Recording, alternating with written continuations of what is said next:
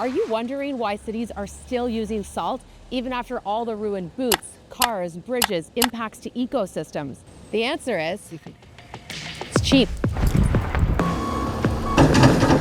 Compared to alternatives, it costs next to nothing, and it works. Salt essentially lowers the freezing point of water by shoving in between water molecules to stop them from forming solid ice crystals. As long as there's at least a bit of water on the road and temperatures are above minus 15 degrees Celsius, some studies have shown salt has reduced car accidents by up to 88% during and after a snow event. But there are major drawbacks. Namely, salt is corrosive.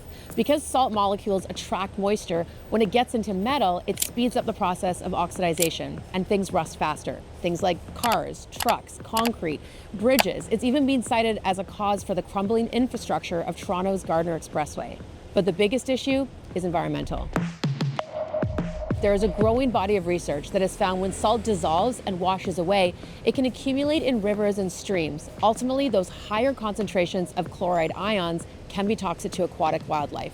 And messing with ecosystems has huge potential consequences for our industries and for the environment. So why haven't we switched to something else, like sand? Many northern Canadian cities where temperatures are too cold for salt are already using a mix of fractured rock and sand. It works. And as a bonus, it can be scooped back up into a storage facility at the end of the season and reused again next year.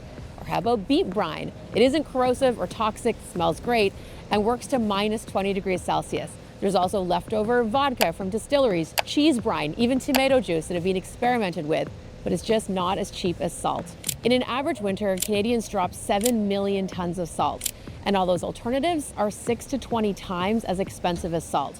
At the end of the day, it really comes down to finding a balance. Many cities are experimenting with a beet or sand brine mixture, pre-wetting surfaces, and using just enough salt to keep roads safe while minimizing impact.